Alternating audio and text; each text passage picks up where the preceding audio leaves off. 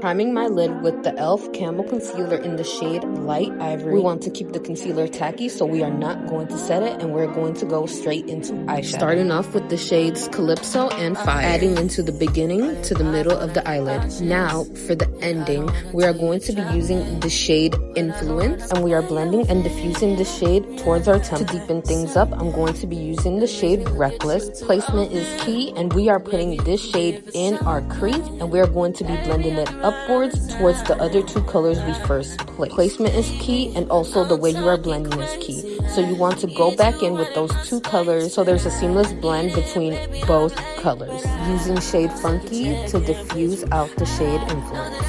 Shade Sunshine, layering that on top of the shade Fire. Then you will go back and forth between Fire and Sunflower just to get the perfect. Using my micellar water and a Q-tip just to clean my eyelid space before cutting my. Now once I cut my crease, I have the ideal shape. I go back in with black to deepen things up, and I'm going back and forth with all the colors to get an even blend before I go in with my P. Louise blank canvas paints.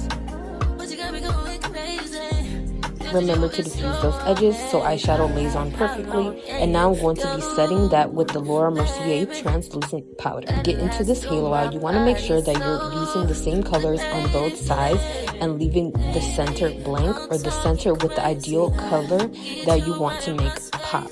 Using this, I'm going to be using Fire on both sides, and then I'm going to be blending it in with shade Inferno, which is a red shade.